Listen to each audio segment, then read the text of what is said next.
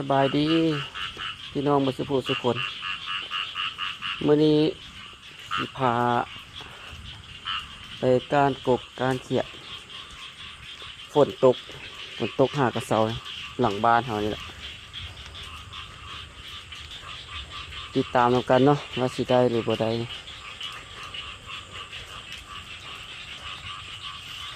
ฝนตกแห้งขนาดน้ำจนท่วมหมดเลยนาปลาไหลหลังบ้านการก็ไม่ใช่มีประกบเขียดปกติมันก็ห้องขนาดเลยกบเขียดอยู่แถวหลาย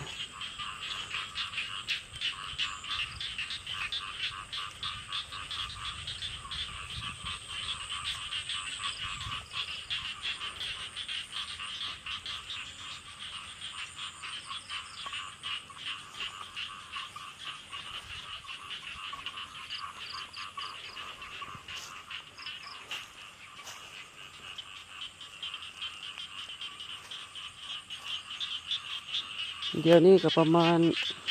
11 โมงกลางคืนโอ้โหลม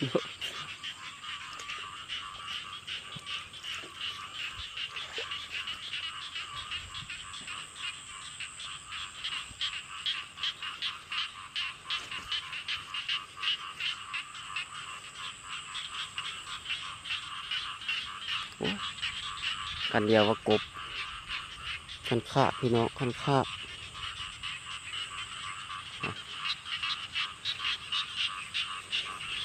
ดีใจหมดว่ามันกบหย่อง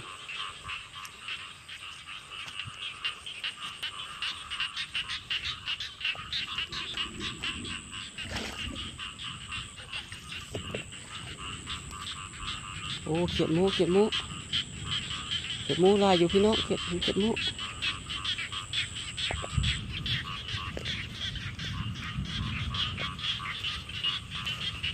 ได้ปุดเกิดเลยนี่มื่นขนาดนี่เห็นแล้วปั๊บ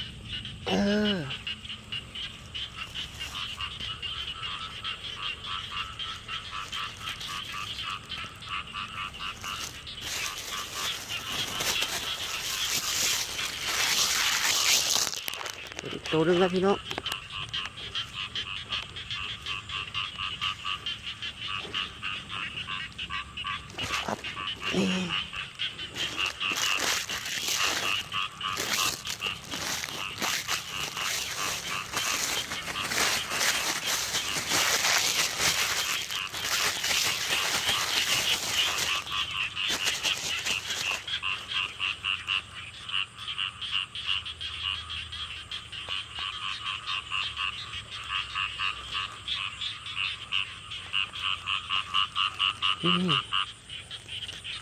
มีเสียงกบได้พี่น้องเลยโมโหว่ามือนี้สิมานเลยบ่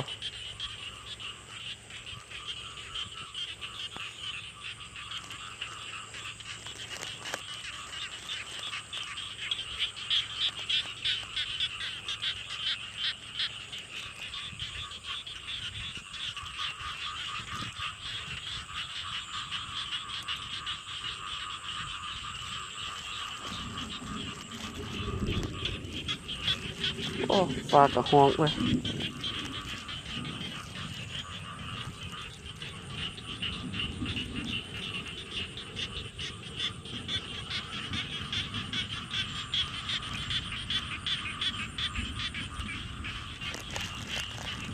น่าแม่นบอกพี่น้องเลยว่าคือแสงตาคือ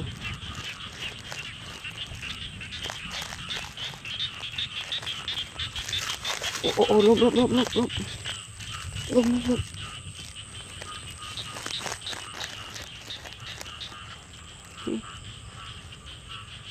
ไปทางใดสำหรับแบบนี้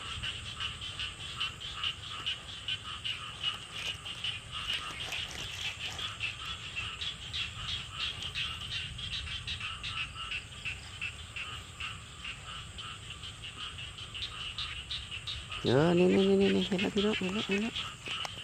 อย่าฟ้าไป เดี๋ยวเข้าไปปะคอยโอ้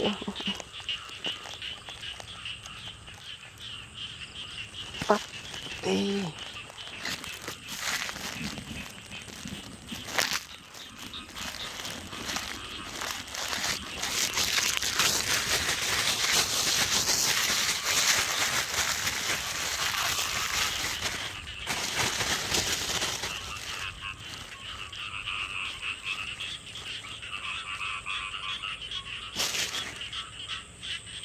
เห็นอีกแล้วเห็นอีกแล้วเห็นอีกตัวนึงแล้วพี่น้องเกียดผมอ้อเกียดผมอ้อ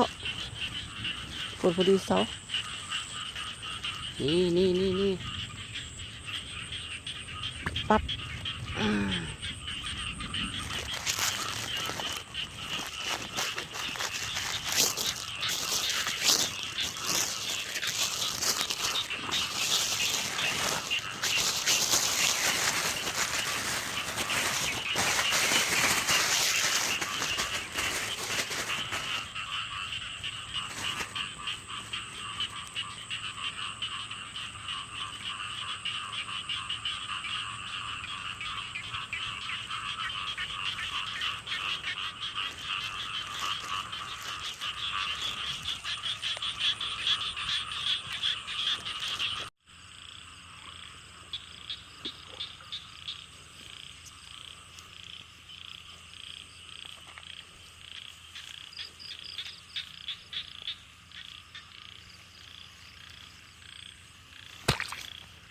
ได้แล้วพี่น้องกบพี่น้องก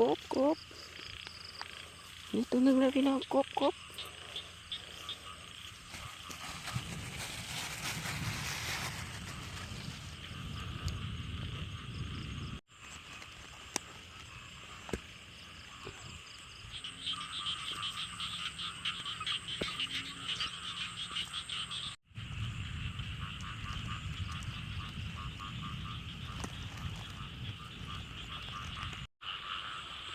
พี่น้องกบ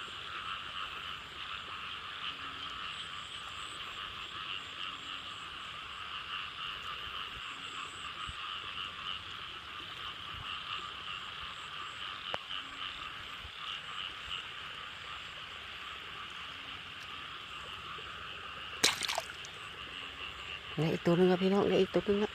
กบอันนี้ไม่เขียดรังเขียวพี่น้องเขียดรังเขียว